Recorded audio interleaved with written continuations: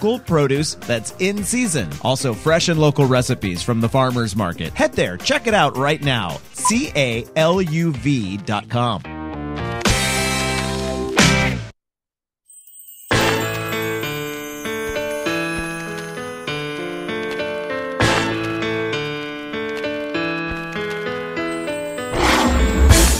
You're listening to the Eat, Drink, Explore Radio Network, live every Sunday with the very latest food, beverage, and travel trends. Fabulous. Now here's the host of our show, Mr. Randall White. Good morning, everyone. Good Sunday fun day. 8:06 the time right now. And if you're joining us in Santa Cruz, Monterey, Santa Clara counties, boy, you're really getting soaked right now, and I hope that you're safe and dry. We will work to update you throughout the day to morning today with the latest situation. I don't think the bulk of the storm has even really hit yet today. There was a lot of rain overnight, though, that is for sure. You've arrived. It is California's #1 place to talk about current trends in food, beverages, travel, and tourism. And of course, it is our goal to give you the tools you need to enjoy life's pleasures in a healthy, sustainable, and community-focused manner. We are coming to you live, as always, from our studios halfway between Los Angeles and San Francisco. This is the midway point, the heart of the Central Coast, beautiful downtown San Luis Obispo. But we travel all over this beautiful state each week to bring you the best and brightest California has to offer. I am Randall White, joined by the lovely, talented Patty Pyburn. Good morning, everyone. And how was your weekend off last weekend? You had family in town, so that's always, Well, I had family in town. Right. And they were visiting from Missouri? Well, Missouri by way of Arizona. So I have a cousin I haven't seen in 3 or 4-ish decades. Oh, okay. And she recently moved to Arizona, where a lot of my family is. So the Arizona family came, and she and her family came as well. Mm-hmm. So it was a full house, 12 people. Oh, boy. But you have a nice big house. So yes, good. We had room for them. But it was 4 days of family. So she says with a smile, just in case they're watching back home. And they might be. So it was great. Right. All right, Patty. Well, straight ahead. I'm so happy that you're back. I love having you co-host the show with me. Straight ahead on this hour of the program, we are headed to my hometown of Novato, which is up in Marin County, to learn from the preeminent authority on pressure cooking. You know, I'm a pressure cooking geek. I love my pressure cooker. There is nothing that Randall won't put in a pressure cooker. Yet. Right. Lorna Sass is a James Beard Award winner for her healthy recipes. And the James Beard Award, if you don't know, is like the Oscar for foodies. Mm-hmm. And they don't hand them out lightly, so really a big deal for Lorna to receive that. And she won it for her healthy recipes, which is, again, what our show's focus is. Today, she shares them with us as we head into holiday cooking, of course, and also New Year's resolutions, because, it's everyone tries to get that health start going again, right? Also, it is time to send those traditional cards for holiday greetings and party invites. No pressure. I haven't sent them in a couple of years now, but I might, because a Bay Area company, this year, because a Bay Area company is now printing the greenest possible cards you can use. In fact, get a load of this. They plant a tree for every order and for every Facebook page follower. That's really cool. Yeah, it's an amazing company. We'll speak with the founder, who is a former Yahoo exec, and he had a ton of money, because he was on that wave. What to do? Well, he didn't like the fact that cards were such a big waste, so he came up with this idea. And very cool. I love it. Travelzoo's Gabe Saglie joins us. He's always a fantastic one. Chock full of information. You're going to love it this week, Patty. Great properties in Southern, Central Coast, and Sonoma County wine country. So perfect. That's awesome. Any one of them would be a lot of fun for sure. Then in the next hour, we learn about California's highly sought after. I didn't know anything about this creature. It is the spiny lobster. Ooh. And it is, there's an interesting twist to this creature. It does not have the claws like the lobster you see out of New England, you know, but it gets like 3-4 times its price per pound than Wow. the one there. So anyway, the Department of Fish and Game is joining us out of the Oxnard office, and this woman's fantastic. Christine, she's going to tell us all about the spiny lobster. Very cool. And then we speak with, in our final half hour of the show, we speak with author Frederick Kaufman, who wrote the book Bet the Farm. It is... Do you know about it? I think I've heard about this. Yes. Well, I'm going to show it to the camera for those of you watching online. Bet the Farm here. I wish I had a chance to finish it this week, but I don't want to put it down. Every time I start reading it, it's really good and a little. I can't wait to hear about this. A little like kind of eye-opening in a painful way. Yes, it's eye-opening in a painful way. So right now it is time to get a little storm update from the lovely, talented Patty Pyburn. And what is the latest on all this wet weather, Patty? Well, here is the latest, Randall, from the Eat, Drink, Explore, should I say, brand new news desk. Yeah, in fact, if you get a chance to click on the computer or use our app, watch online, because we have a beautiful new news desk and we have a brand new phone system that we've installed, so we can now finally take your calls, which we'll do later in the show. Very cool and very functional. All right, so here we go on this wet and rainy Sunday morning. It's the latest wave of heavy rainfall, currently hitting many areas of an already saturated Northern California, forcing rivers and streams to flood stage. The Napa River is expected to breach its banks near St. Helena today. Other rivers expected to hit flood stage include the Russian River near Guerneville tomorrow and Truckee River up at Lake Tahoe also tomorrow. Now, flood warnings and advisories are in effect for most of the state north of San Francisco. A flash flood watch is in effect through today for large portions of both Monterey and Santa Cruz counties, and a high surf advisory remaining in effect at least through Monday for San Luis Obispo County. And we will continue to update you on all of this throughout the morning as we're getting new information. There was a rescue of 3 children, I don't know the ages, they were described as juveniles, who were in the water off the Cayucas Pier, just north of us here in San Luis Obispo. And that was sometime yesterday.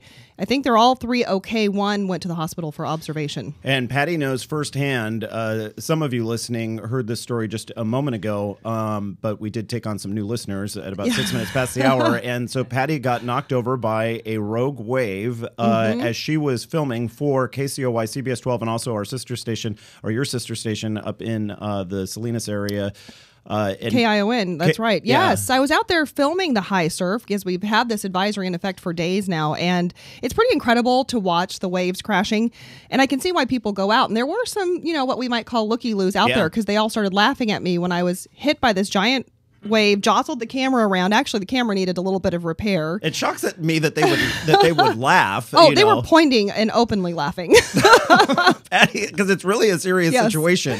But I haven't seen the video, so I might have had a chuckle too. Yeah, I'm I'll just have to so show happy you. You're safe. I thought I was in a sheltered place, but obviously, you have to be really careful when we have these kinds of conditions. We want to let you know that if you do see something of note, a problem spot or something you want to share with us related to this weather, give us a call, 855-RANDAL-8. That's RANDOL, Randall in the number 8. Yeah, I spell my name a little differently. It's instead of an ALL, it's OL. So 855-RANDAL-8. And I don't know the numbers. I don't know what that corresponds. But if you're like me, and I actually hate spelling things on the phone, you can also just call our just regular old number, which is 805-545-0332. So it's an 805 area code because we're here in San Luis. 545-0332. Are those numbers on the website? They are, and if you're watching online right now, we have them consistently on the screen. So, you should be able to get in touch with us that way if you know of some problems because of the storm. Stick around, everyone. It's all about pressure cooking. Seriously, if you've never done it, you're going to love it. Stick around. Back in a moment.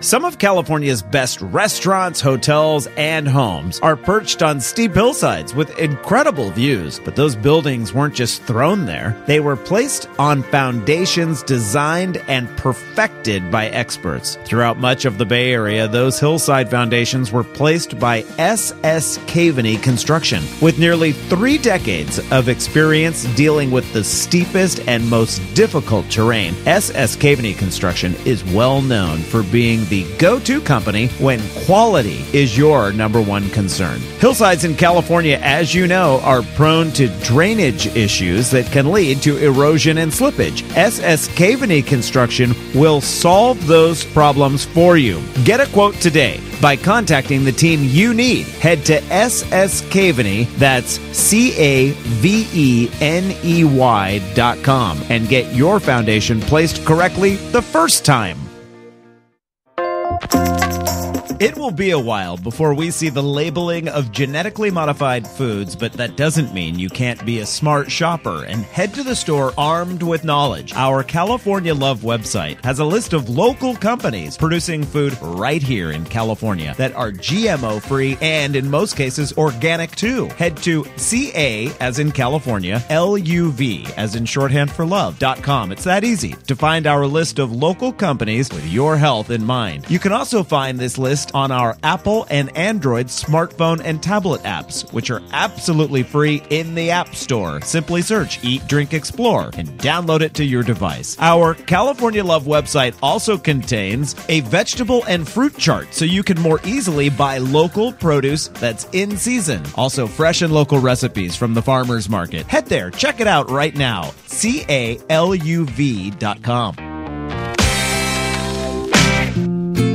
Across the nation, people are stepping up for their mothers, fathers, husbands, wives, partners, sisters, and brothers. They're leading the way and walking to end Alzheimer's, the sixth leading cause of death in the nation. Together, we can reclaim the future. Walk to end Alzheimer's. Start a team. Join a team. Go to alz.org. Seems everybody's going organic, including lawn care. Did you know communities across the country are converting their lawns, playgrounds, and playing fields to an organic care program? And it's working. You can safely control weeds and pests and have a beautiful lawn. Your kids, pets, and water supplies will be safer, and your neighbors will be green with envy. Oh, and in the long run, organic lawn care is cheaper than doing it the conventional way. Switch to organic lawn care today. Visit pesticidefreelawns.org. The folks who brought you this public service message. Check out pesticidefreelawns.org today. Hi, Jessica. Hi, Mrs. Johnson. Is Megan there? Sure. Follow me. The kids are in the kitchen making sandwiches. Hey, Julie. Hi, Megan. Hey, Megan. Yeah? You're a total freak. God, you're ugly. And dumb. Oh, and your makeup makes you look like a tramp. Tommy Morris told me you guys made out. Oh, my God. Everybody knows. The whole school knows. He said your breath smelled like garbage. And that dress is totally hideous. You look like a big fat clown. Disgusting. Oh, and by the way, nice zit. If you wouldn't say it in person, why say it online? Delete cyberbullying. Don't write it, don't forward it. For more information, visit ncpc.org. A message from the U.S. Department of Justice, Crime Prevention Coalition of America, National Crime Prevention Council, and the Ad Council.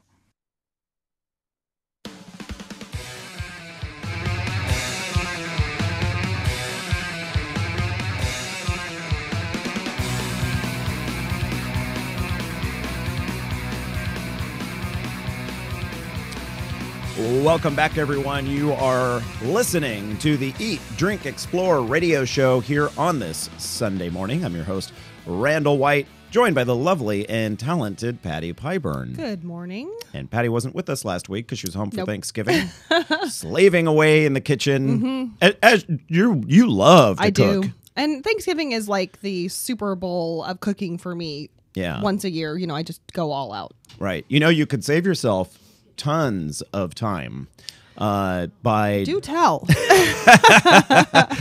by doing something really easy known as pressure cooking, Patty. And you were saying that you don't own a pressure cooker. I do not. But perhaps if Dresden and Quillen are listening this morning, as I'm sure they are, Of course they are. because they watch every morning. You think they're sleeping in? Right.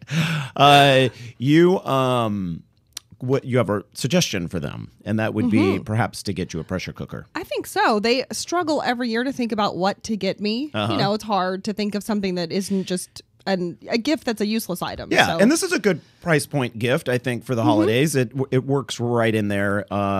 you know, it's on the pricey side, but it's a good gift. You know what I mean? So we are joined, I believe we have Lorna on the line here. She's actually still being our producer Cora is talking to her. Our producer Cora is talking to her. If she puts her on hold, I can throw her over. We have a brand new state-of-the-art phone system.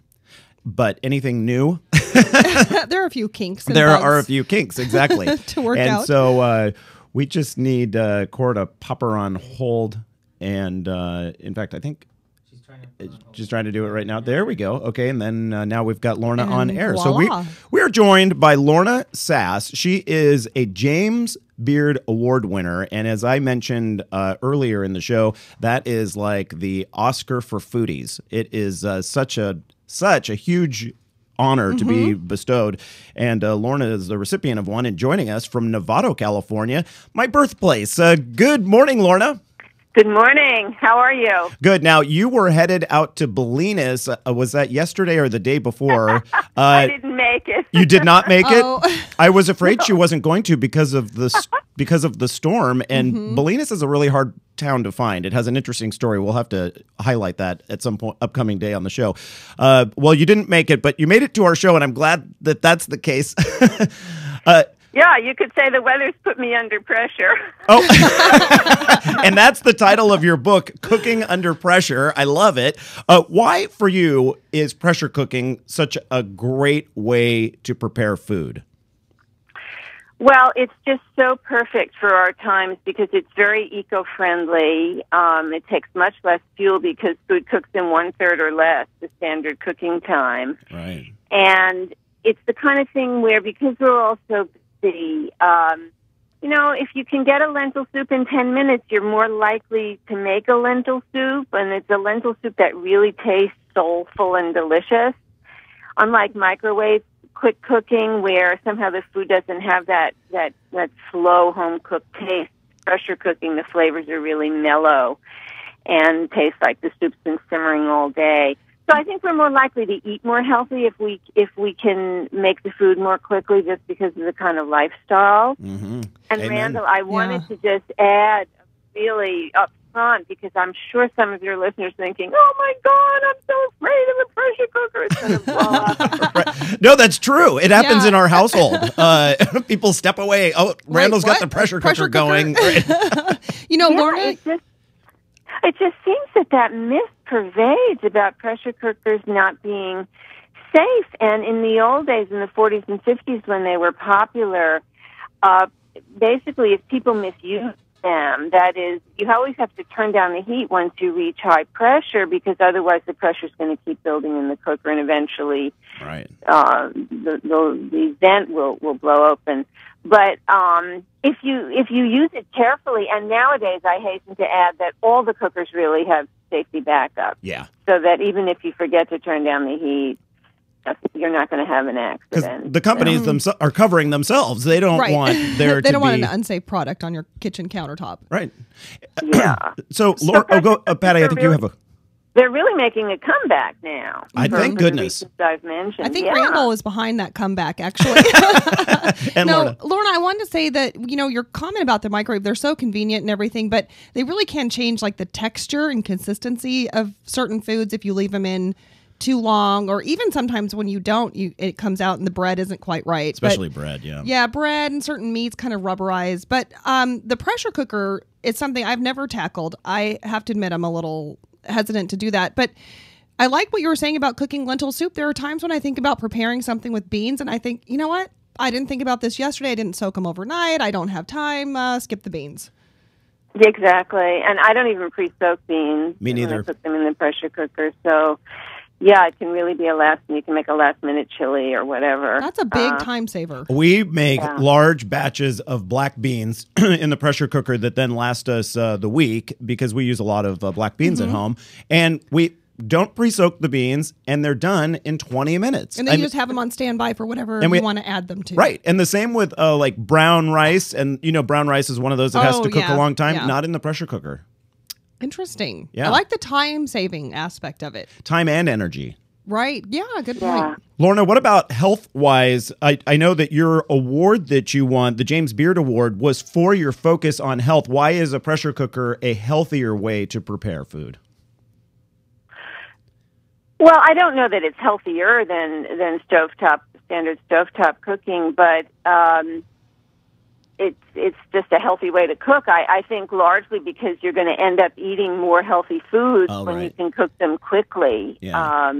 I was thinking maybe, when it people preserves some nutrients using less water and less time. The time factor, I think, preserves some of the nutrients. My mom has long been telling me that when you cook like vegetables and stuff in a lot of water for a long time rather than steaming them or something, you're cooking away all the good stuff. It leaches it right out. Yeah, I don't know if she's right, but that's what she tells me.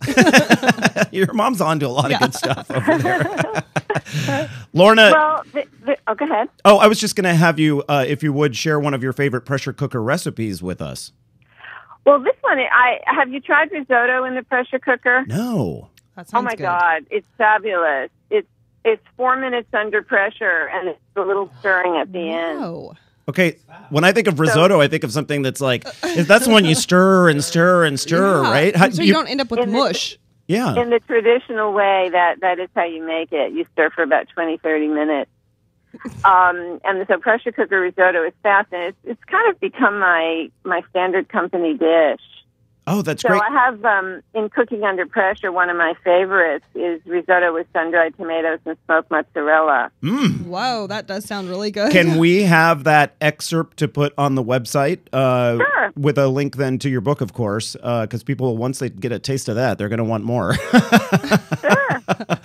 That'll be fantastic. I can't wait to try that. So because the risotto's inside the pressure cooker, you can't access the food once it's in that pressure cooker. So no stirring required, apparently.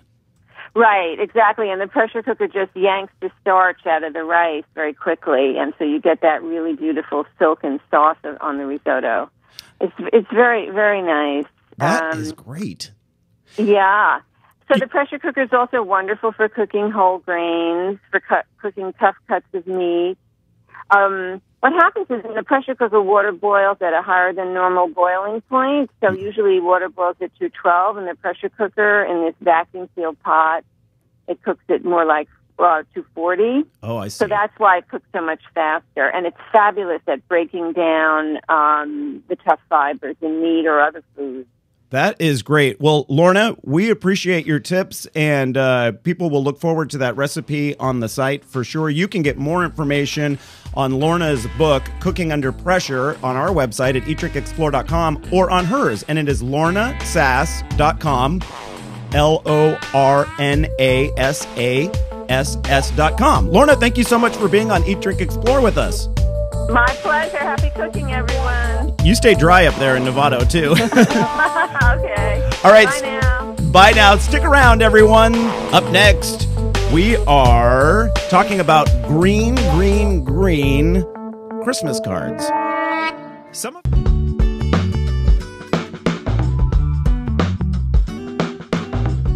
8:33 now the time here on this wet California Sunday morning. We certainly hope you're staying dry and safe. I just got off the phone. I am your host, Randall White, by the way, I should say. And you're listening to Eat, Drink, Explore Radio.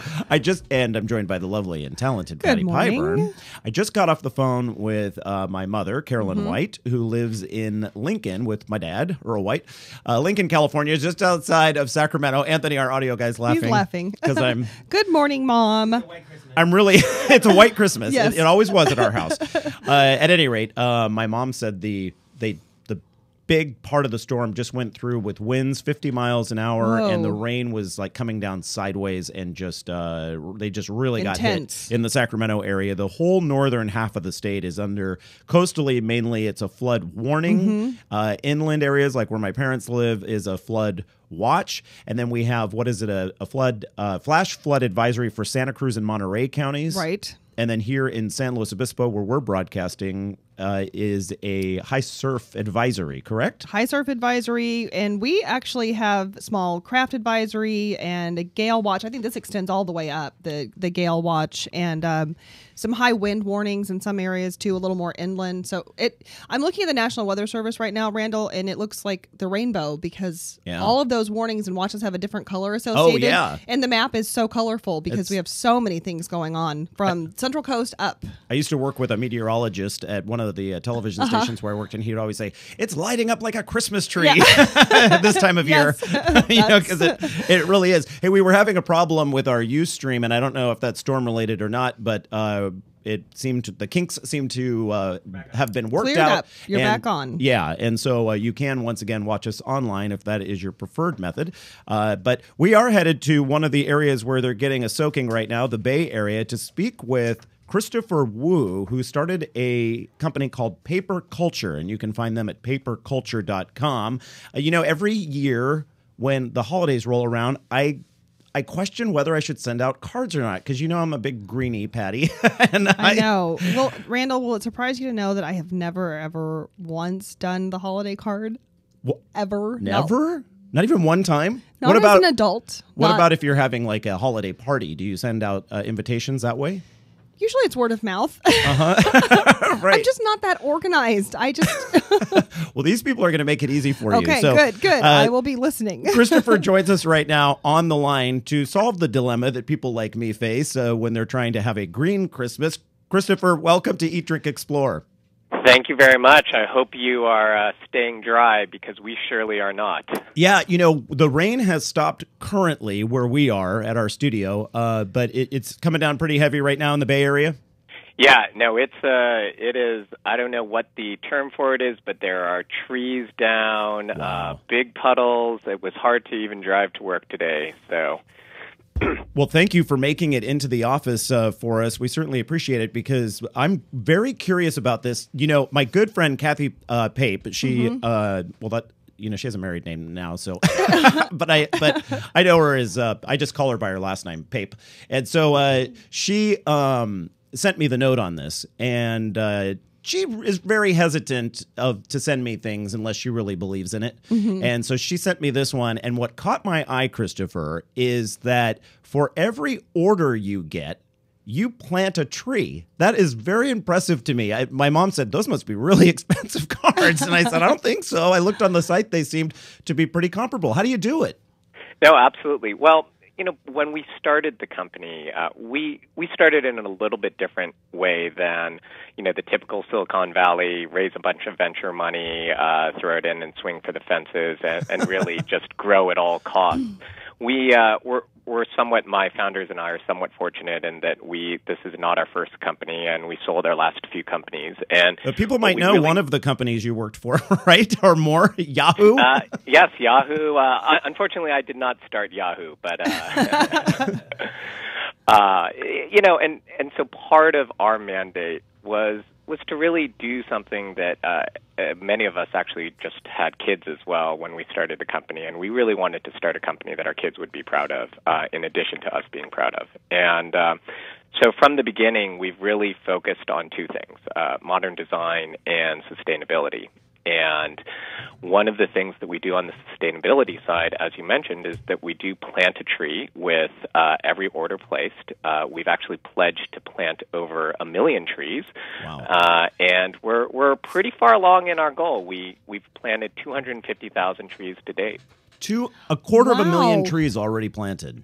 Absolutely. That's a lot of card orders, right? It is a lot of card orders. We plant trees for a lot of different reasons, and the card order is the primary one. Not all of those are for card orders, but it's a great way to, as you mentioned, I think we're a paper company primarily, and for us, there was a dilemma in starting out because you think, especially in this e-world, well, isn't it more eco to send an e-card instead of a paper card? But what I always say is I liken that to going on a diet and saying that the best way to lose weight is just to starve yourself. That is, talking about sustainability, that's the most unsustainable way to lose weight. And when you think about trees and paper, for us, the answer for people who love paper is not to stop using paper. It's to do so in a way that if every single person did it in the same way as you, paper could go on forever and ever. And that's why when we, with our cards, every card is printed on 100% post-consumer recycled paper. And what that really means is that there's no new trees that are cut down to produce the paper. People don't realize that there are different levels of recycled paper. Right. Right? And so post-consumer is the greenest of them all. Chris, are you still there? Oh, I think we lost I think Chris we might have for a lost second. him. So I'm going to just drop him right there, and then hopefully we'll try to get him back on the line. Well, I love the mentality, though, the way they've approached this for using paper, not to not use it, but to use it in a responsible way. I like what he's saying. Well, and you, Patty, I've been very responsible. I haven't printed any holiday cards at all for years. And you were saying that one of the main reasons for that is you with everything you've got going on, let's face it, you juggle several jobs. You've got 2 kids at home. Being organized enough to do that is very difficult. And so that really is the factor for me. Yeah, it just comes down to being so busy and not planning ahead. By the time I even consider it, it's far too late to get it together.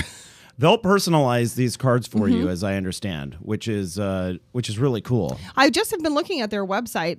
It's some great options and things that it's just amazing what they can do. I'm like, wow, maybe I could do this. Well, one concern I have for Christopher is that perhaps we got dropped because of the storm. You know? Yeah, we're trying to get him back on the line, but that could be a factor. The weather is working it right now. And, the paper that we print our show program on that we're showing right now to the viewers that are watching us online is printed on recycled paper. It's very easy to buy recycled paper now. It's just about everywhere. And in some cases, it is the same price as the just standard paper. So I was at a basketball game tournament yesterday in Morro Bay, and one of the parents was kind of using time in between the games and was actually reading a book. And I commented to him, wow, you have an actual book in your hands. And he said, right. We've got Chris back on the line now, which is great. Chris, sorry that we dropped you there. Christopher No, Wu. I think the storm is wreaking havoc. My apologies. We thought it might be that. Yeah, Christopher Wu joining us right now from paperculture.com. Christopher, one aspect I wanted to ask you about, and this directly affects Patty, who's never sent a card because she's just not organized. You'll personalize them, right, for each person on the list? Absolutely, Patty. We have the solution for you. It's called mail-in message. So, and this was actually for really because I was not that different than you in that the prospect of having to address 100 holiday cards was not high on my list. But the one thing I do have is I have all my addresses electronically, and what we do is we let you upload all of those addresses, if you already have it electronically. It takes a couple minutes, and then we will stamp, address, and mail your cards for free. You pay only the actual cost of the stamp.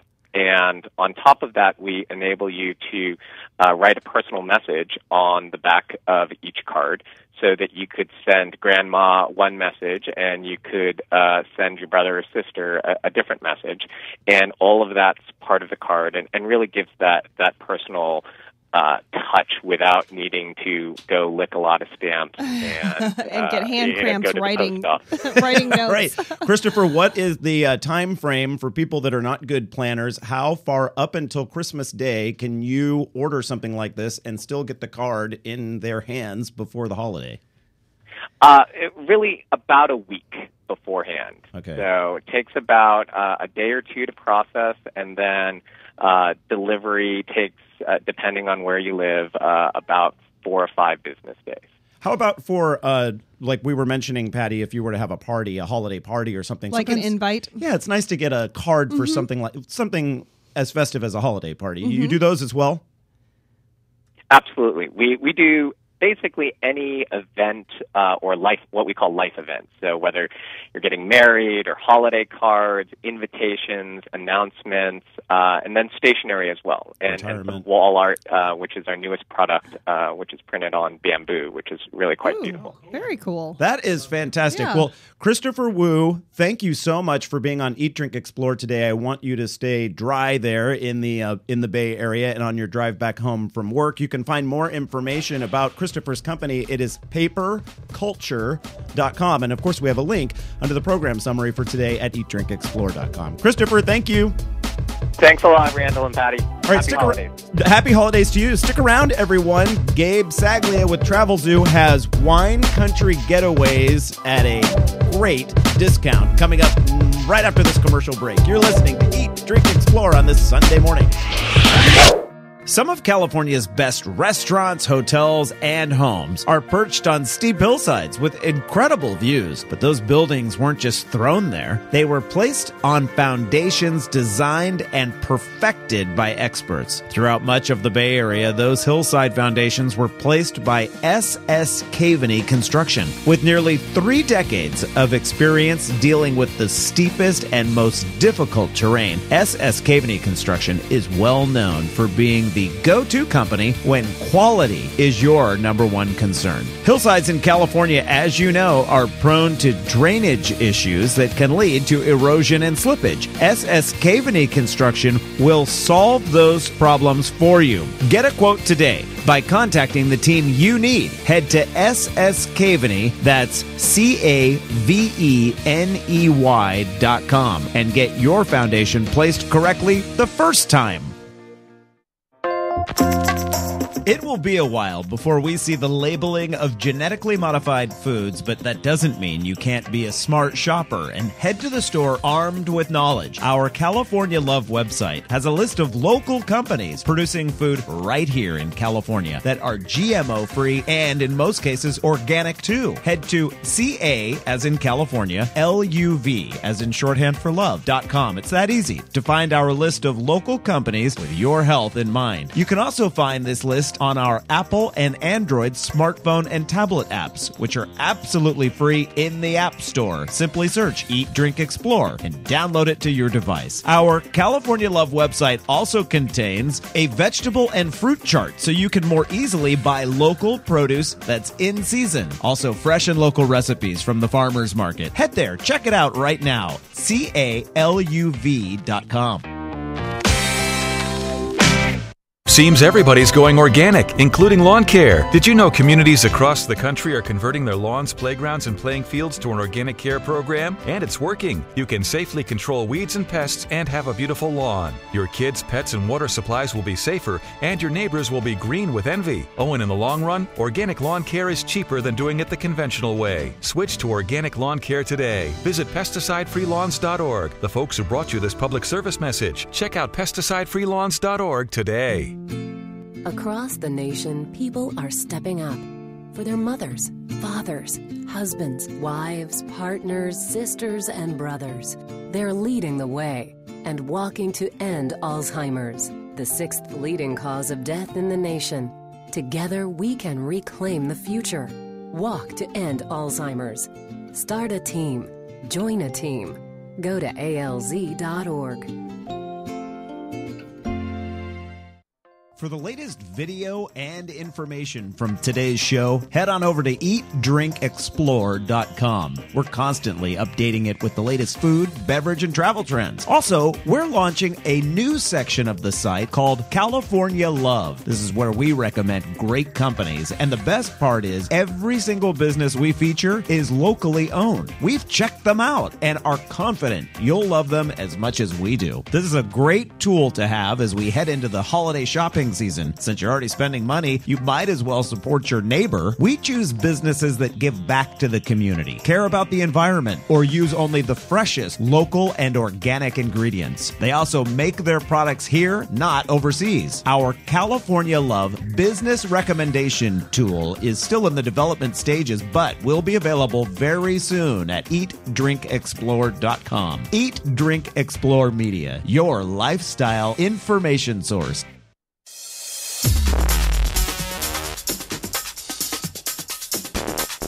You waited all week, and it's finally here. The Eat, Drink, Explore Weekly Travel Deals Extravaganza.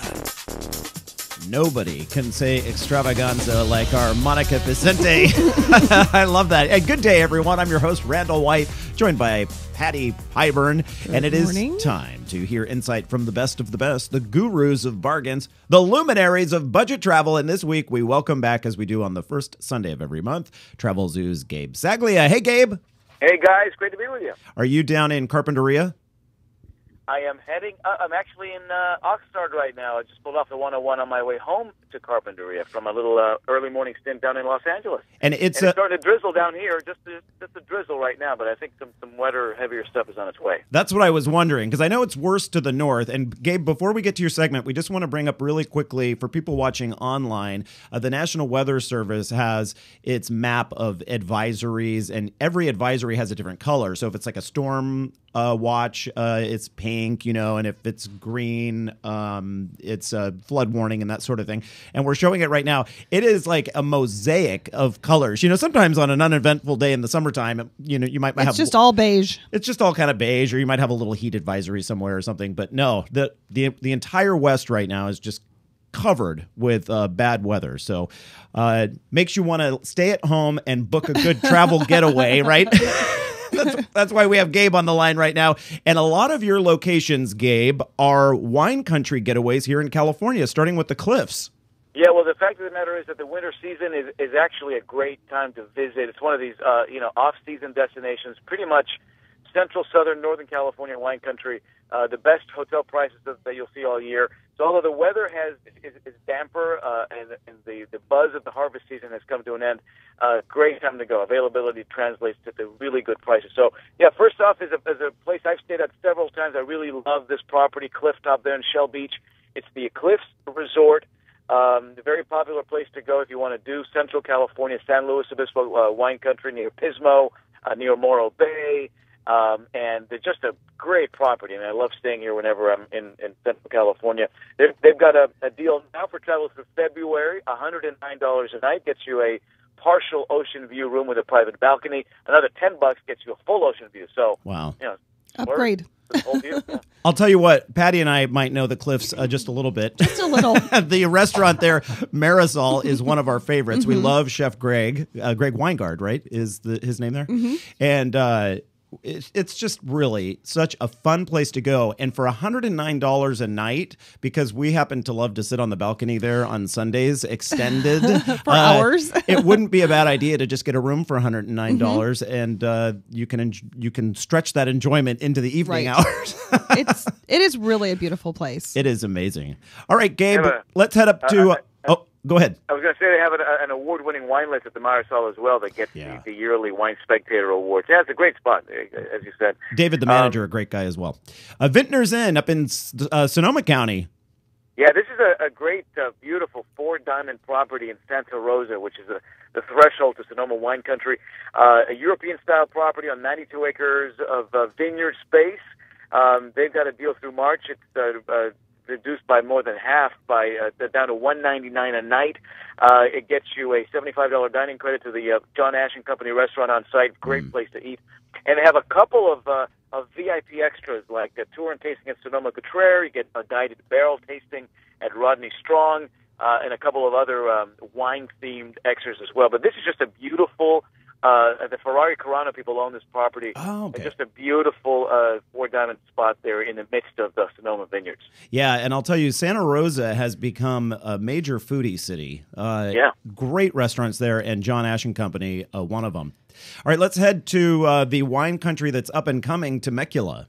Yeah, so this is the furthest south in the state of California, right smack in between LA and San Diego, in Temecula. And a lot of these wineries now are starting to really make a splash, getting a lot of these yearly, wine awards now, and competing with the big guys to the north. This is the South Coast Winery Resort and Spa, 4-star property in the heart of wine country, set on 38 acres of vineyard. Nice. They got a 2-night special now. Usually it would cost more than $600, reduced down to $369. That's a 2-night stay. You get to stay in a private villa that overlooks the vineyards. Great way to start the morning just by opening up your window and seeing the vineyards there, fireplace, private patio, jacuzzi tub. Also, a gourmet mimosa breakfast each morning that you're there. And you also get a guided 1-hour tour of the vineyard and the tasting as part of this package as well. That's for travel all the way through March. Okay, wait a minute. A gourmet mimosa breakfast, vineyard views, fireplace, a jacuzzi tub, and private patio. I wouldn't even go visit any of the wineries. I'd never leave the room. Leave. Right. Yeah, and this is actually, once you're at this resort, you're within just a couple of miles of about 30 other wineries. Old Town Temecula is just down the road. It's a great, very easy to access for anybody who's in Southern California, between LA and San Diego particularly. In California, we don't like to think that there are other wine regions, but there are around the world. And Australia is a big place for wine lovers to head. And you have a great deal down under. Yeah, this is actually one of these bucket list trips. All right, so if you thought about going to Australia, this is an opportunity to fly out of Los Angeles on Virgin Australia, a great airline to take if you're going down under. It's a 12-night trip. You're staying in 4-star hotels with breakfast daily. You start off the vacation on the Gold Coast there near Surfer's Paradise. It's just a hop, skip, and a jump from the beach. Then you head to very ritzy Port Douglas, which is the gateway to the Great Barrier Reef. And then you spend your last couple of days in Sydney.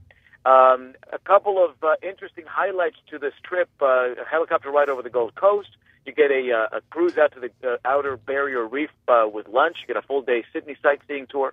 And all your flights within the country are included as well. So that's a 12-nighter with airfare out of L.A. For $29.99 for travel May through early June. So you've got about a 5-week window to take advantage of this trip. But with all of these elements included, I think to piece it together yourself would cost at least another $1,000. Yeah. And that's through a company called Down Under Answers, which does a very nice job at putting together these sort of exclusive trips to Australia. I love the add-ons on this. A helicopter ride over the Gold Coast, that's great. And then hitting the water with both the jet boat ride and the cruise. You're right. To piece all of that together would cost you so much more. All right, let's get really exotic for the last one. We have about a minute here, Gabe. Thailand? Yeah, this is through Gate 1. This is a great getaway. If you've thought about doing Thailand, it's an 11-nighter. Again, airfare out of Los Angeles. You get to stay in upscale hotels, mostly 5-star Le Méridien hotels here. But you get to stay in a variety of different cities, including Bangkok and Chiang Mai and Chiang Rai. English-speaking guide throughout. You get some of these tours already included, but a lot of time to spend on your own as well. A couple of add-ons that go with this trip, a half-day tour to an elephant camp there. They call it the Maesa Elephant Camp. Is one of the add-ons you can do with this trip as well. Breakfast daily, all your in-country transportation included, $16.99 for travel April and May of next year. So that's the airfare, the 11-night stay, and a whole ton of extras. Fantastic deal if you're trying to go exotic. Gabe Saglie with Travelzoo. You can find the link at eatdrinkexplore.com. It's so easy. It's just travelzoo.com. And Gabe always has these great deals. They come out constantly, and we really appreciate you joining us once a month, as you do, Gabe. Stay dry. Pleasure, man. Thank you very much. Safe travels back north. Okay, 8:57 the time, Patty. We are back with a full hour of Eat, Drink, Explore Radio. Stick with us, everyone, on this Sunday. Stay dry if you can.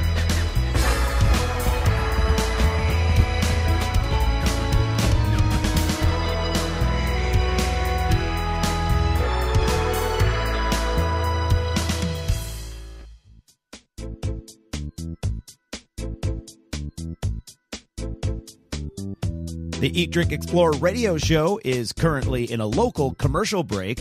We will be back shortly.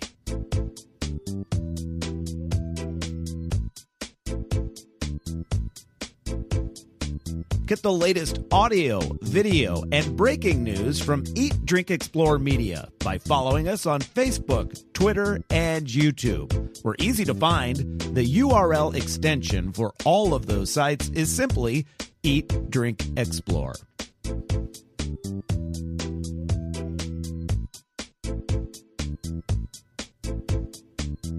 Thank you for your patience. The Eat, Drink, Explore radio show is currently in a local commercial break and will be back on the air shortly.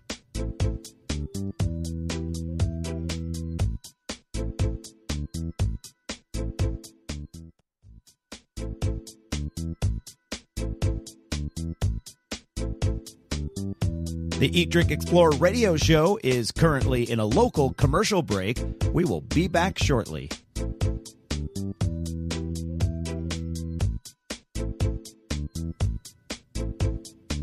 Get the latest audio, video, and breaking news from Eat, Drink, Explore Media by following us on Facebook, Twitter, and YouTube. We're easy to find.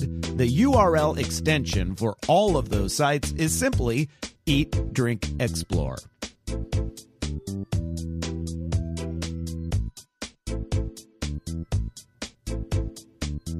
Thank you for your patience. The Eat, Drink, Explore radio show is currently in a local commercial break, and we'll be back on the air shortly.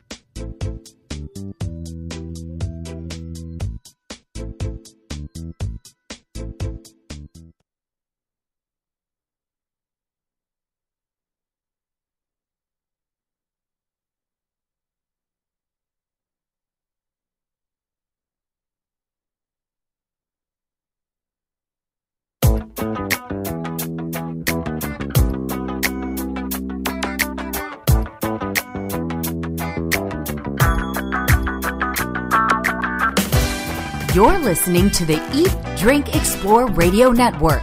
Now here's the host of our show, Mr. Randall White. And a very good Sunday morning, everyone. Hello, Crush 92.5 listeners in San Luis Obispo County, northern Santa Barbara County. Great to have you with us. I'm your host, Randall White, joined by the lovely, the talented Patty Pyburn. Good morning. I'm a little distracted. I'm looking at the PG&E outage map, Randall, for the stormy weather. Yeah, mainly to the north of us, right? Well, I haven't been able to look lower than San Luis Obispo yet, so I'm not sure what's going on for all of the Central Coast, but starting at Monterey and going up to the northern top of the state, thousands of people, and we'll show you in a few minutes, thousands of people without power right now. Unbelievable. So hopefully you're safe wherever you're listening to us right now. Hey, in the new year, it's a good time to better yourself, right? And what better way to improve your health and so many other things than by taking cooking classes.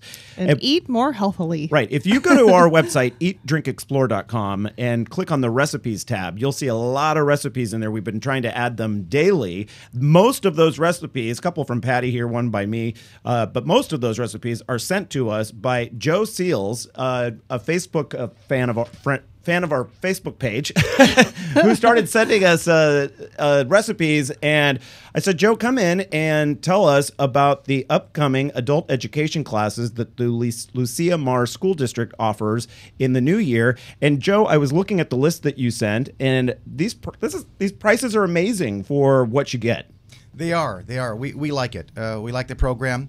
We're happy to be able to offer serious and some fun classes to the community for low cost. I've always heard of community colleges or Cal Poly doing this sort of thing, but I didn't realize local school districts also offered adult education. That's right. Cal Poly has a great program. Cuesta has a great program. Hancock has a great program. They're all good, serious programs. We do the same. We do it on a different level. We are, I guess you might compare us to kind of a trade vocational school. Yeah. The quality is still good, but we don't offer degrees. You're the culinary director, correct? I'm the director of culinary arts for Lucia Mar, the adult education program. And name some of the courses that people can take in the coming months. We have, good gosh, a whole lot of classes. We have serious programs. We have a series called the Culinary Arts Series. It's 4 sessions, 12 weeks each session, twice a week, and that's for the serious students who want to go on into the industry or go on to a more serious, a larger culinary school. We also have some fun classes. The culinary skills, the primary serious program, all the classes are culinary skills 1, 2, 3, 4. And those are in the morning and in the evening, depending on the level you want. But we have lots of fun classes. We have a whole 7-week class on Chinese cooking. 5 weeks of pasta. Yes, we can do 5 weeks of pasta. You know, I saw one on there that I'm interested in taking, and that is the canning class, because that's the one thing I don't like to buy canned food from the store because of the plastic lining in the can and that sort of thing. So if I could put all of my own canned stuff in jars, that'd be great. But I I've never tackled it, and I thought that's something I need a class before I start giving everyone botulism. Thank you very much, Randall. Christy Hagwood is a fairly new instructor. She started last session, and she has lots of classes on canning, pickling, jellies, you name it. And it's been a very popular series, and she's going to do it again this spring. How do people sign up for this? Registration for all the classes begins December 11th, Tuesday morning, 10 a.m. You can do it a number of ways. The most accurate, quickest way for those of you who are tech savvy is to go online. And I'm not going to read off the URL, but you'll have it as a link somewhere. We'll have it as a link, and we'll post it on Facebook and Twitter. Good, as good. well. Go online, walk through it, choose your classes, click on, put in your credit card number, and you're done. And All right. And it prints out a receipt. Yeah. Joe Seals with the Lucia Mar School District here in San Luis Obispo County. Thank you so much Thank for you, your Randall. recipes, too. Check out you're our welcome. recipes online. I've got more coming to you. More coming, and more coming on the Eat, Drink, Explore Radio Network right after this. It will be a while before we see the labeling of genetically modified foods, but that doesn't mean you can't be a smart shopper and head to the store armed with knowledge. Our California Love website has a list of local companies producing food right here in California that are GMO-free and, in most cases, organic too. Head to CA, as in California, LUV, as in shorthand for love.com. It's that easy to find our list of local companies with your health in mind. You can also find this list on our Apple and Android smartphone and tablet apps, which are absolutely free in the App Store. Simply search Eat, Drink, Explore and download it to your device. Our California Love website also contains a vegetable and fruit chart so you can more easily buy local produce that's in season. Also, fresh and local recipes from the farmers market. Head there, check it out right now. CALUV.com.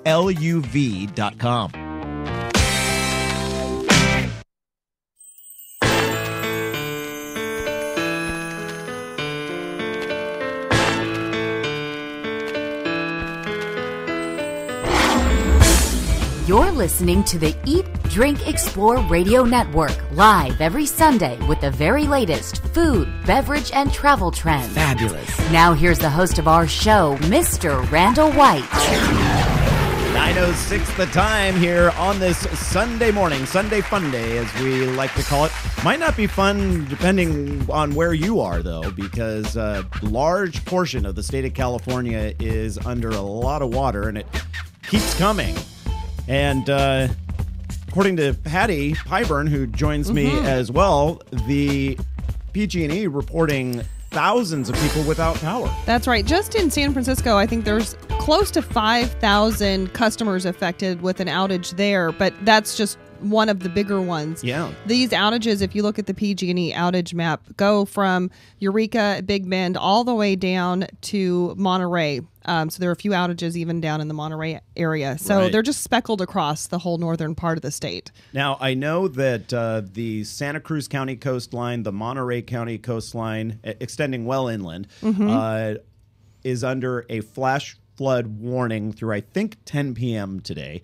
And then in San Luis Obispo County, we have that high surf advisory still in effect. Right. If you go to look at the waves, because they are pretty impressive, keep your distance. Patty can tell you firsthand that she got knocked over by a rogue wave last week. I did, and luckily, and it got me and my camera. Luckily, the camera with a little bit of repair was okay, so that was good, because that would have been an expensive problem for me. Yeah. But yeah, this giant wave came from nowhere, giant compared to the rest of the wave action that I was videotaping, and really caught me off guard. It was taller than me, went over my head, over my camera, and provided a lot of entertainment for people who were in Port San Luis at the time, who were openly laughing.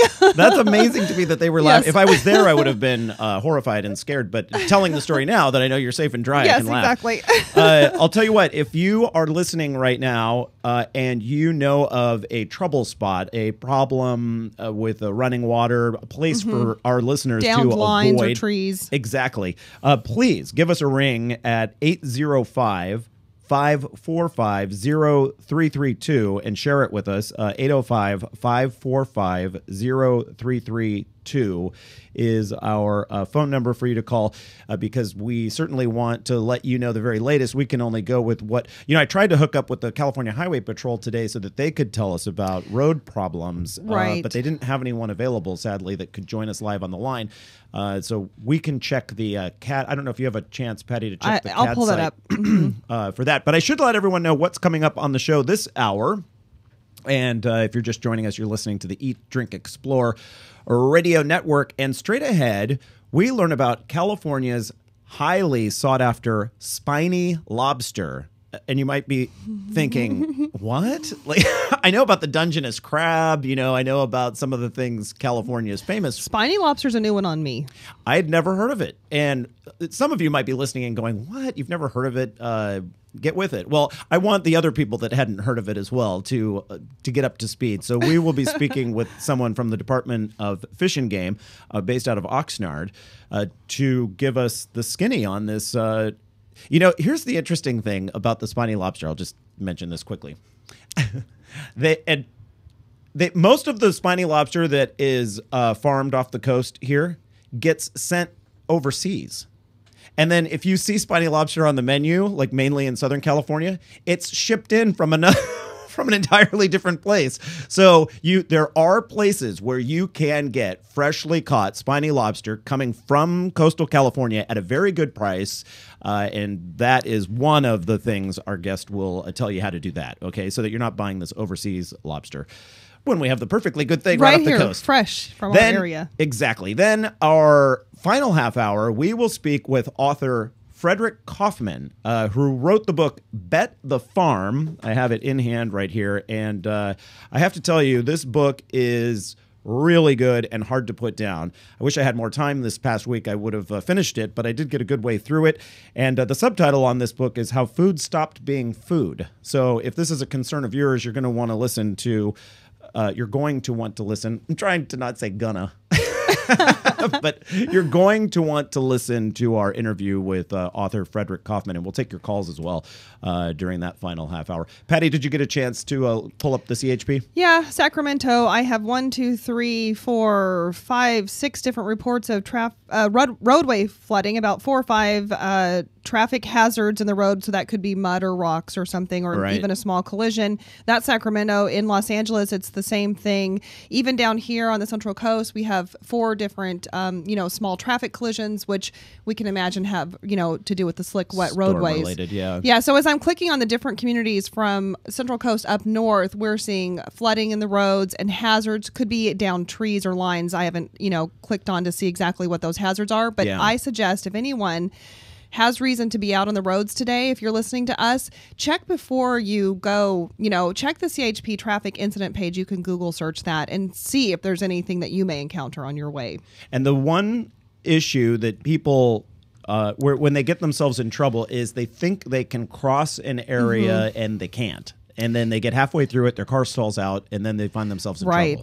So avoid those flooded roadways. Even if it looks like your car can make it, it's just so not worth the hassle. It's not worth the hassle. And it's dangerous as well. It is. And like I said, both Santa Cruz and Monterey counties under a flash flood advisory. And if you find yourself trapped in one of those water areas like that, and then there is a flash flood, you're really in a heap of trouble. So. And then you're not only endangering yourself and, possibly just, the problems with your car, but you are endangering the rescuers that have to then come and get you out of the situation that you're in. So just turn around, wait, take a detour. Right. It's not worth it. So most of the rain is expected to hit the state now through this afternoon, I believe. I think you're right on that. We can double check, but that was what the forecast was this morning from the Weather Service.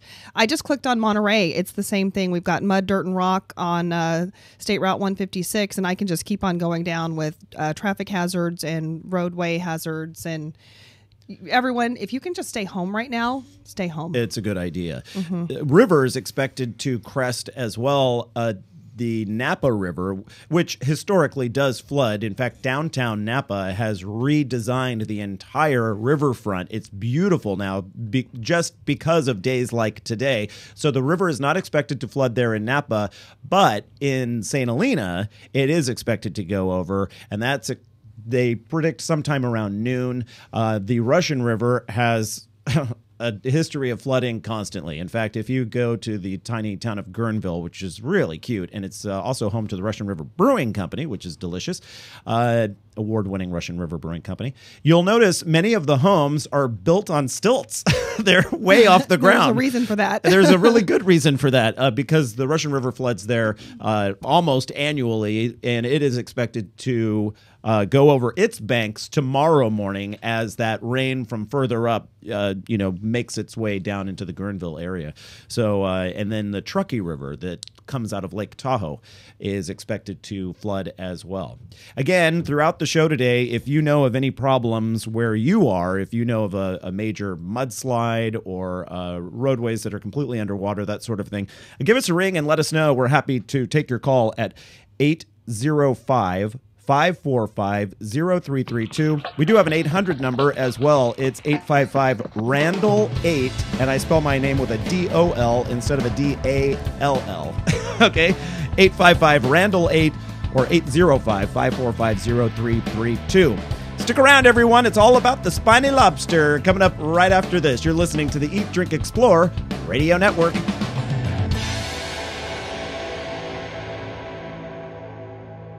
Some of California's best restaurants, hotels, and homes are perched on steep hillsides with incredible views. But those buildings weren't just thrown there. They were placed on foundations designed and perfected by experts. Throughout much of the Bay Area, those hillside foundations were placed by S.S. Caveney Construction. With nearly 3 decades of experience dealing with the steepest and most difficult terrain, S.S. Caveney Construction is well known for being the go-to company when quality is your number one concern. Hillsides in California, as you know, are prone to drainage issues that can lead to erosion and slippage. S.S. Caveney Construction will solve those problems for you. Get a quote today by contacting the team you need. Head to S.S. Caveney, that's CAVENEY.com, and get your foundation placed correctly the first time. It will be a while before we see the labeling of genetically modified foods, but that doesn't mean you can't be a smart shopper and head to the store armed with knowledge. Our California Love website has a list of local companies producing food right here in California that are GMO-free and, in most cases, organic too. Head to CA, as in California, LUV, as in shorthand for love.com. It's that easy to find our list of local companies with your health in mind. You can also find this list on our Apple and Android smartphone and tablet apps, which are absolutely free in the App Store. Simply search Eat, Drink, Explore and download it to your device. Our California Love website also contains a vegetable and fruit chart so you can more easily buy local produce that's in season. Also, fresh and local recipes from the farmers market. Head there, check it out right now. CALUV.com.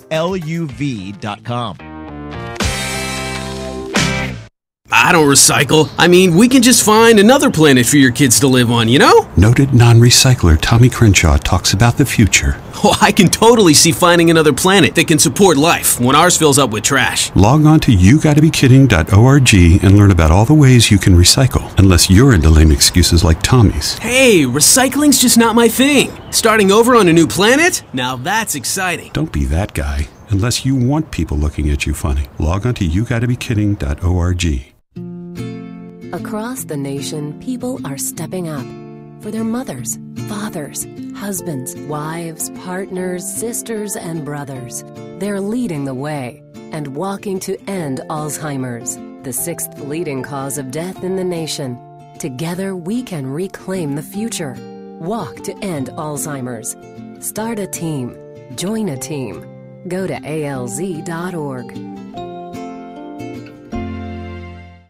For the latest video and information from today's show, head on over to eatdrinkexplore.com. We're constantly updating it with the latest food, beverage, and travel trends. Also, we're launching a new section of the site called California Love. This is where we recommend great companies, and the best part is every single business we feature is locally owned. We've checked them out and are confident you'll love them as much as we do. This is a great tool to have as we head into the holiday shopping giving season. Since you're already spending money, you might as well support your neighbor. We choose businesses that give back to the community, care about the environment, or use only the freshest local and organic ingredients. They also make their products here, not overseas. Our California Love business recommendation tool is still in the development stages, but will be available very soon at eatdrinkexplore.com. Eat Drink Explore Media, your lifestyle information source.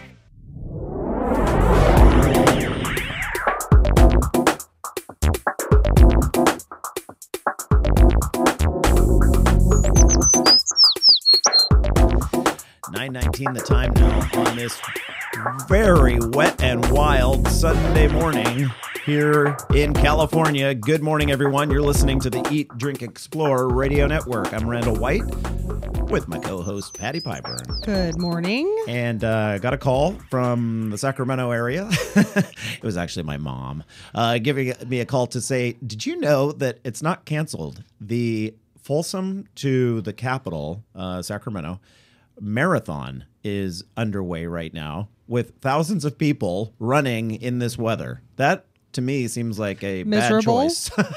Miserable. Right. I'm so shocked it wasn't called off. Oh, gosh. A number of holiday parades also not called off. On Friday night, Santa Cruz had their downtown holiday parade, and so did Santa Maria. The Parade of Lights last night, it went on. It looked like it remained pretty clear for them. A little maybe sprinkle here and there, but for the actual duration of the parade, it seemed like it may have been cold and wet, but I don't think it actually rained on them. If your holiday parade was canceled or just because of the bad weather, you weren't able to get out and watch one, but it's a holiday tradition to you and you really love to watch a holiday parade, you'll want to go to eatdrinkexplore.com this Friday at 7 o'clock. We will be broadcasting live the San Luis Obispo Holiday Parade. It goes right past our studios here. We have a fantastic bird's eye view of the parade, and we will be commenting as the different floats go by. Me and Patty Piper, or Patty Piper and I will be we'll be hosting it. Okay, 9:20 the time, and it is time to talk about California's spiny lobster. Now, maybe I'm just not in the know, but I had not heard of this delicacy, which it is in many countries. Christine Barsky with the Department of Fish and Game in Oxnard joins us now to talk a little bit about this treat. Hey, Christine. Good morning. Fantastic to have you with us. I gave you a call earlier in the week, and we talked, and am I the only person that's not heard of the spiny lobster, or is it one of those San Francisco fishery items that it just doesn't have that much popularity? Well, I was born in Northern California, and I never heard of the spiny lobster until I arrived in Southern California. Okay, so it is primarily from Monterey south, but not so much up in the Monterey area, right? You can find an occasional lobster that has made it that far north, but the bulk of the fishery, both commercial and recreational, is from Point Conception south. Okay, so Santa Barbara and Ventura County, Oxnard, where you're based, and then on down in through the LA region. Into San Diego, the Mexican border, and into Mexico, where there is also a fishery for California spiny lobster. Oh, okay. So, Christine, I am also new to the spiny lobster. I'm like Randall. This is the first time I'm hearing about it, and I've also not encountered it in a restaurant. So where do consumers find spiny lobster? Well, they either go out themselves and get it, because you can dive or hoop net for lobsters yourself, or you can find it in grocery stores. Usually it comes in as tails. Okay. The Caribbean and the Florida area and things like that. The spiny lobster does not have the claws that are the signature trademark of the lobster from New England, correct? Exactly. They're covered with spines and no big claws on the front. The majority of the meat is in the tail, although there is meat at the base of every leg and in the large antenna. Yeah, I looked at a picture, and the legs, they don't seem to be quite as pronounced as the lobster that we all know, the New England lobster with the big claws and everything. But there is a little bit of meat there with those little scrawny legs that these spiny lobsters have. Right, but mainly the tail. That's what you're after, even with the New England yes, lobster. Of course. Is the delicious tail, of course. Now, Christine, you were telling me on the phone this past week that shoppers who are in the know and happen to be in Southern California can get the spiny lobster at a steal, really, for what it is, for compared to its normal price, by hitting some of the farmers markets. Right, and then several of the harbors in Southern California, starting in Santa Barbara or even north in Morro Bay and going south, Santa Monica, San Diego, L.A., they have fishermen's markets and farmers markets combined where they'll actually sell the lobster off the boat. Oh, wow. Our lobster are usually sold live. You want to make sure your lobster is live before you bring it home. As you know, seafood has it's very delicate and it starts to degrade as soon as the animal is dead. So you want to keep it fresh and frozen and eat it, or not frozen, but fresh and cool, and eat it as soon as possible. Mm-hmm. Okay, so you say make sure that you have a live lobster if you're out there catching them yourselves, or if you're buying it from someone, make sure they're selling you a live lobster. Right, unless they're selling you a cooked one. Right. Well, yes, we don't want live ones crawling around the plate. No. Now, when I was a kid, I really enjoyed, not a kid, a college student. I really enjoyed heading down to like Rosarita Beach and Ensenada down in Mexico. And I remember you could get lobster at great prices at some of the restaurants there. Is this what they're serving at those restaurants, likely the spiny lobster? Yes, and they have another species of spiny lobster, but basically that's what they're serving in Mexico. Then I have had it, and it's delicious. You just didn't know you were having it. It just dawned on me when you were mentioning, how far south it went, and then you said, down into Mexico, and I thought, wait a minute, now I remember eating that lobster. That sounds delicious. And it doesn't prefer the colder water. Then that's why it doesn't really go up past Monterey. Then it wants to be in the warmer climates. The spiny lobster is a warm. Or what we call a temperate species. So it's not a cold water species like the East Coast lobster. Christine, let's talk a little bit about this. I find it odd that most of the spiny lobster that is farmed off the coast of California is sent overseas. And in many of the restaurants in Southern California that do serve spiny lobster, the lobster comes from somewhere else. Back east. Right. So that seems like an odd sort of setup that we have. Well, just so your public knows, nobody has successfully farmed spiny lobster. When you said farm, you meant our commercial fishermen harvest them. Harvest, yes, I'm sorry, yes, harvest off the coast. And there is a large demand for them in Asia, and recently, in recent years, China has entered the market for lobster. There's a great demand, so fishermen can actually do very well selling their lobster to exporters who export them live to those countries.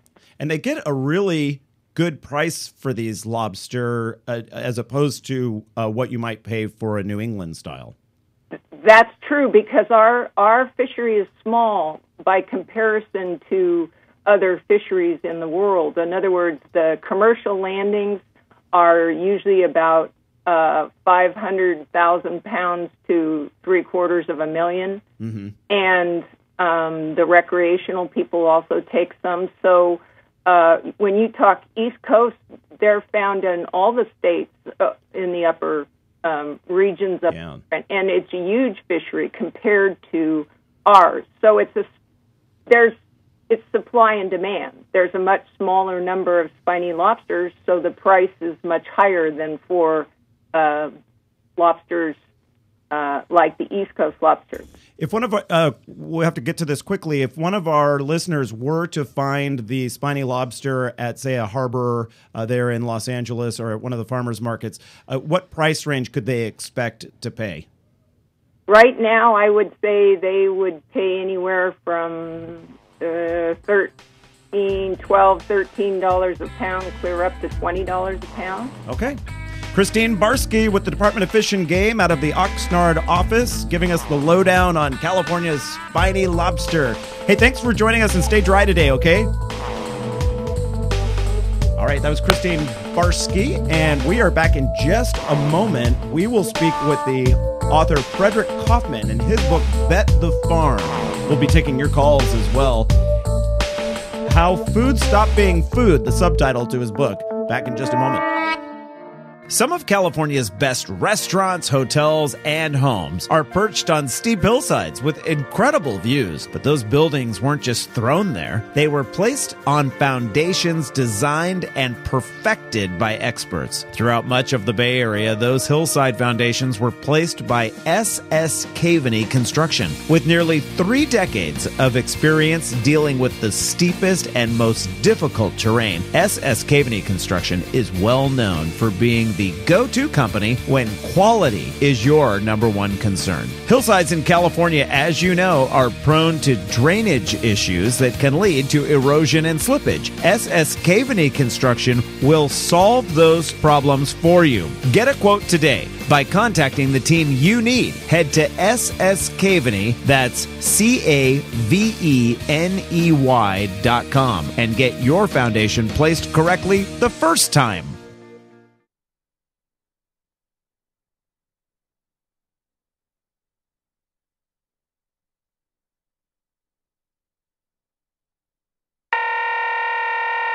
McGruff here. The crime dog? Yep.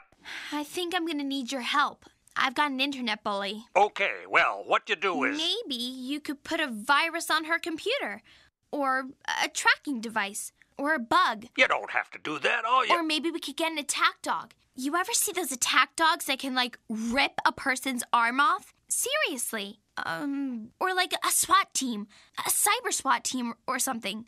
Or like an army. Did you ever see that zombie army movie? We should get a zombie army. Wait. All you need to do to stop an internet bully is delete their messages and never forward them on.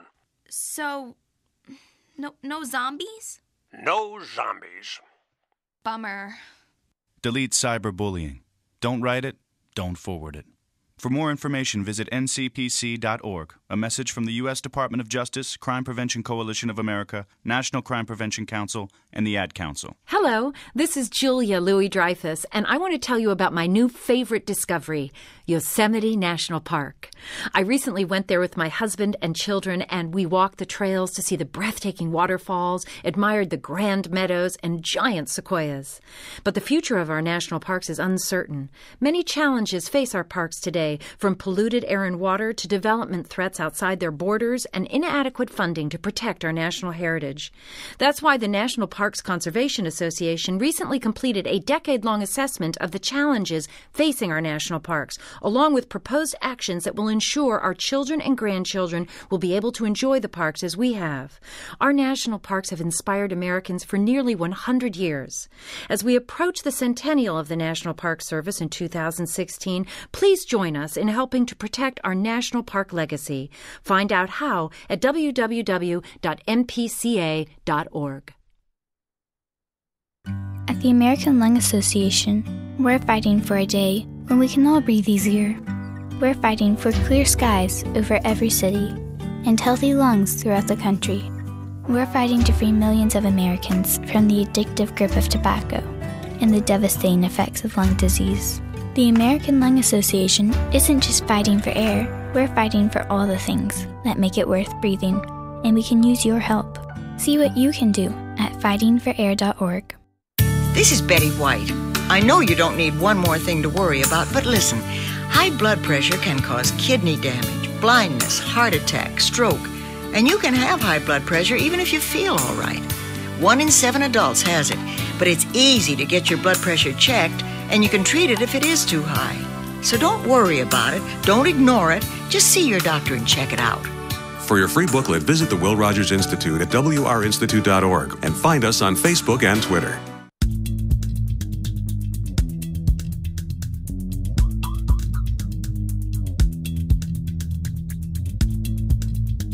Welcome back to the Eat, Drink, Explore Radio Network. Here now is your fabulous host, Mr. Randall White.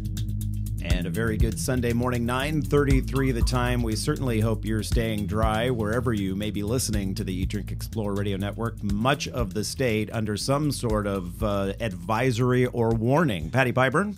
Yes, indeed. We have high wind warning, small craft advisory for pretty much the entire coast of California from Central Coast north. We've got flash flood advisories and flood warnings and watches for pretty much all of the northern section of the state. Yeah. We have power outages across the northern section of California, starting at Monterey, where there's about 700 people. And then we have outages all over the Bay Area, thousands of people, and even in Sacramento and all the way up to Eureka and Big Bend without power. Shocking that they're running a marathon from Folsom to Sacramento in this weather, but it is underway right now. So if you find yourself traveling in the Sacramento area, watch out for the runners. Yes. And the puddles. And watch out for all the road hazards. I've been keeping an eye on the CHP traffic incident page, which you can Google search and easily find for your area. There are flooded roadways and hazards like downed lines, trees, and dirt and mud and rocks in the road. So we'd be here till 5 if we named them all. We couldn't go over it all, but just check before you leave the house if you have to. If you don't have to, stay home. That's my advice. If you were listening online just a moment ago, you would have heard a public service announcement from Julia Louise-Dreyfus talking about the national parks and why they're so great. And one of the parks she mentioned are the giant sequoias at Sequoia National Park. And I just want to mention this story quickly because she reminded me when I heard that about this piece. Many of you know the famous General Grant giant sequoia, touted as the number 2 biggest tree in the world. Well, it has lost its position. Lost its title. Yes, because a very comprehensive measuring of the trees now shows the new number 2 is El Presidente, the president, a 54,000 cubic foot gargantuan tree. After 3,240 years, this tree is still growing at a consistent rate, and it surpassed the General Grant. So it's the Big Daddy now. It is the Big Daddy. I'm not sure where the number 1 largest tree is. I can't find it in this story that I'm looking at. But whatever. Okay, so it is time now for our next guest, and I've been reading his book called Bet the Farm, How Food Stopped Being Food, for the past week. And I haven't gotten through it yet. I've been so crazy busy, but every time I pick it up, I don't want to put it down because it is so well written. And it's one of those books you want to read, but then you don't want to. Yes. You want to stay in your comfortable ignorance. Yes. Yes. No, that is the case. You start reading it and it turns your stomach, I guess, when you start to realize our food system and how things work or don't work, as the case may be. In fact, one of the press pieces that comes with the book says, we grow enough food to feed the world twice over, yet starvation and malnutrition are at an all-time high. So we can't wait to ask him, what's the problem? What causes that? Frederick Kaufman, author of the book Bet the Farm, joins us right now on the line, and a very good day to you, sir. Good day to you. Thank you for joining us. What would cause a situation like that where we grow enough food to feed the world twice over, yet people are starving at record rates? I think greed causes that, Randall, if we have to pin it on one word. The bottom line with hunger is that people don't starve because there isn't enough food. People starve because they can't afford the price of food. And that's what set me off on the journey of this book, this notion of, well, if people are starving because they can't afford the food, how does food get its price? I love how you start the book because you pull in the reader with something all of us are familiar with, pizza. And not just any pizza, Domino's pizza. And you go through the entire supply chain for Domino's with the theory that we could feed the world using pizza. And then it's so fascinating the way you go through the sauce and the dough and the cheese and how the system has been tweaked to supply these huge providers of pizza. Domino's and Pizza Hut are the Papa John's, I think, was the third one. Yes. And it comes from such a limited number of suppliers, and then you come to the conclusion that no, indeed, pizza can't feed the world, and that's one of the problems. Yes, I really, it was somewhat tongue-in-cheek that I thought, well, maybe pizza is the answer to global hunger. And I called up Domino's, and unfortunately for them, I guess in retrospect, they let me in, and they showed me their dough-making factory, and they brought me to their corporate headquarters. And what was fascinating is what you discover that a pizza really is. And on one level, I think we understand that it's industrial food. It's industrial wheat and industrial vegetable oil and industrial tomatoes. But behind that, there's a whole other level that my research uncovered, which is that not only are we seeing layers of industrialization, we're seeing layers of financialization and securitization in the sense that every one of these ingredients is a financial product too, a globally traded transnational commodity traded on commodity exchanges all around the world. And these commodity exchanges have been transformed recently by Wall Street. Now, how likely is it that system, the using food as a commodity, how likely is that would ever change? That is a great question. You know, what's interesting about it is that commodity exchanges have traditionally been a way to keep the price of food stable. In other words, you have a problem with food and civilization, which is that people in cities need food every day. But of course, food is not available. It doesn't come out of the ground every day. It only comes out of the ground seasonally.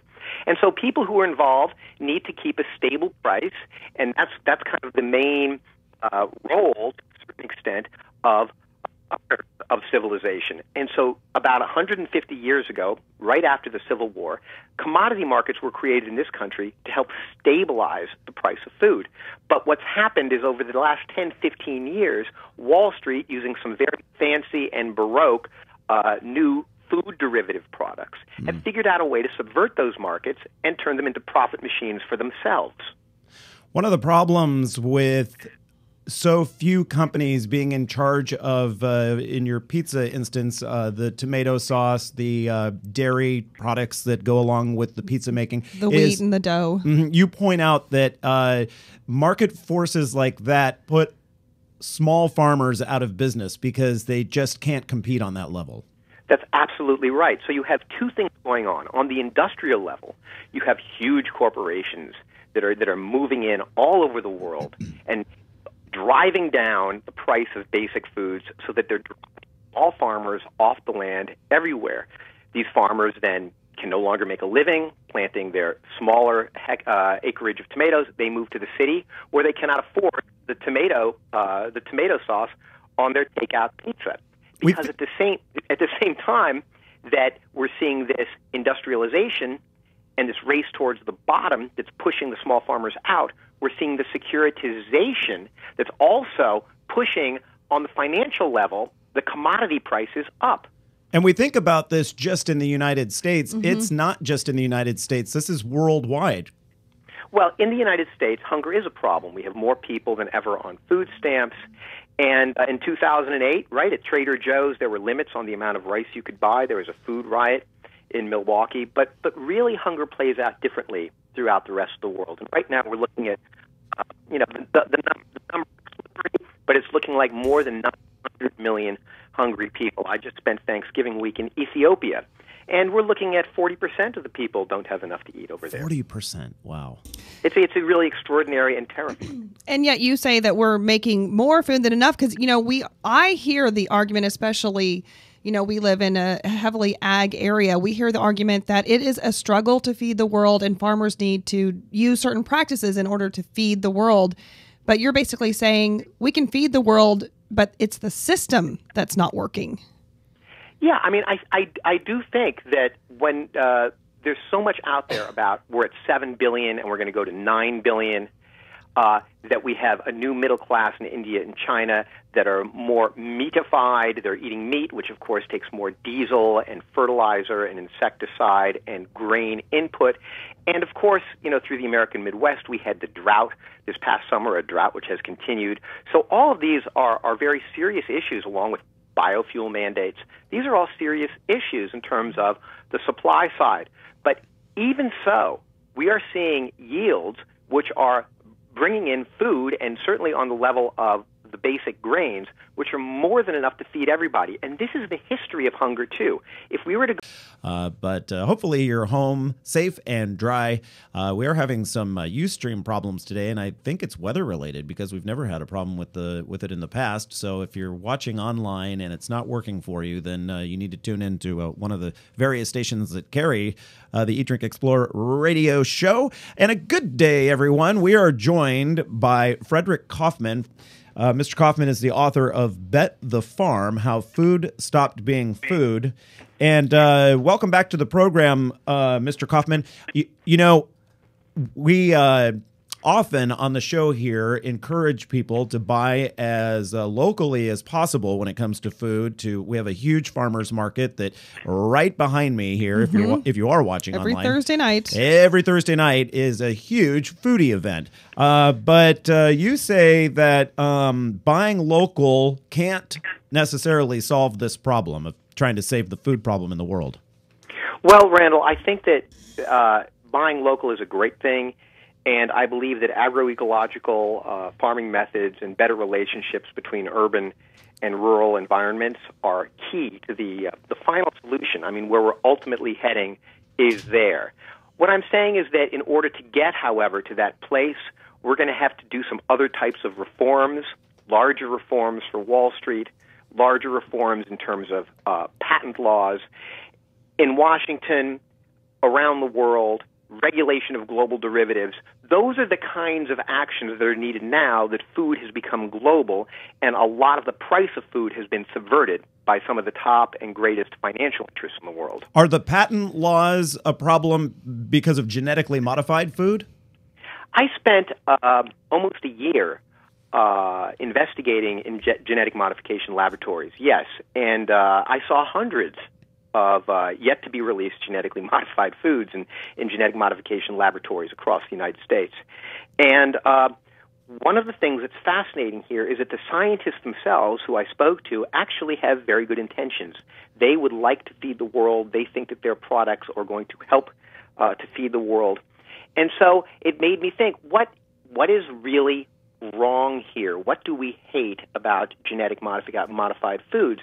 And what I realized is that you have tremendously bad players here. You know, you have DuPont and you have Syngenta and you have Monsanto. So how do we get them out of the business? And one of the ways is to transform the plant patent laws in Washington. The plant patents are what allows them their intellectual property over, let's say, their suicide seeds. And if we could take those laws and reform them, we could take the money out of it. And then what we could do is we could say, okay, this monopolistic, very bad practice, which is all about Roundup-ready crops and furthering insecticide, we could push that out because there is no money in it for them. And we could actually make some room for scientists who are trying to do something in their laboratories that could conceivably help. Well, you know, it's interesting because when you think about it, we have to breathe air, we need water, and we need food. It's something we all share around the globe. These are essentials for us to remain alive. It almost seems like it's something we're entitled to, but if we can't afford it and if it's profit-driven, it when you just get down to the basics, it just doesn't make sense. That really goes to the essence. That's kind of the essential nut of this whole thing, which is that food is not a colored television set or a car or a mortgage-backed security, you know? And so when food becomes virtual, when food becomes meta, when it becomes an index, when it becomes a derivative product, it stops being food. And this has devastating consequences. We really do look at it differently than perhaps we should. There are certain things we take for granted, like there should be a local fire department, right? That we all, if we call 911, a paramedic should arrive, right? And those sorts of things that we just depend on, the sewer system, we all, at least here in the United States, we all expect to work right. Expect to have that. That's right. It is interesting that food is far more essential than some of the other things I mentioned there, yet they're not treated that same. It's not treated that same way. Well, I think there are government supports obviously out there, SNAP programs, there's school supports, and these things are all essential in terms of making sure that people in this country don't go hungry. You move outside of this country, you move to the undeveloped world, you move away from Europe, and what you find is that none of these programs are in place, and so when people dip below a certain income level, and at the same time the food prices are spiking, they've just moved from middle-class existence into a food insecure existence. And what happens? Well, we saw what happened in the Arab Spring. What happened in Egypt is they were seeing their food inflation up to about 40% of their weekly paycheck. Here in the United States, we're spending maybe 12 to 14% of our weekly paycheck on food. Can you imagine your take was half of food? Can you repeat that last portion there? We had a little glitch in the phone line. Did you say? Yeah. What I was saying is, imagine if half of your take-home pay had to be devoted to grocery bills and food. Imagine, this is precisely what leads to revolution and revolt around the world. It led to the Arab Spring because they're buying their food much closer. They're not buying Wheaties. They're buying wheat. And in the past 10 years, the price of wheat has doubled and doubled again, and is still rising. And so this has had, once again, devastating consequences. And I think after 9/11, and I think after the Arab Spring, I think people in this country understand we're no longer isolated from what happens in Egypt, from what happens around the world. And so it really is in all of our best interests to try to regulate and stabilize the price of global food. So we've talked so much about what the problem is and the shape of the problem. How do we solve it? How do we move in a better direction? Well, the first thing is to get the bankers out of the food system. And that regulation is a fairly easy move. We simply have to say, they're called position limits in commodity markets. And we're saying, if you're not an actual dealer in real food, then you cannot take as large a position you like in these markets. In other words, if you're a Goldman Sachs, you cannot take the same position as, let's say, General Mills. And those position limits actually were in place since the Agriculture Act of 1936. They were then abolished in the late 90s in our mania for deregulation. And in fact, once again, they were part of the Dodd-Frank Wall Street Reform Act. But unfortunately, a week before they were supposed to go into effect, they were stopped in Washington, D.C. District Court. So one of the things we can do is fight for position limits. All right, Frederick Kaufman, author of the book Bet the Farm, How Food Stopped Being Food. It is a fantastic read. I can't wait to finish it. I do have a little more time this week, so I'm looking forward to getting through the rest of this. And I'm so impressed with his level of access to some of these big companies and just the accolades on the back by some of the top food people. Really, it's a fantastic book. Frederick Kaufman, thank you for joining us today here at Eat, Drink, Explore Radio. Thank you so much. And we have, like I said, the links are available online at eatdrinkexplore.com under our program summary. Stay dry, everyone, and thanks for joining us once again here on Sunday morning. You've been listening to the Eat, Drink, Explore radio program. If you missed any of our segments today, look for them online or through our free Apple and Android apps. Catch you back right here next week.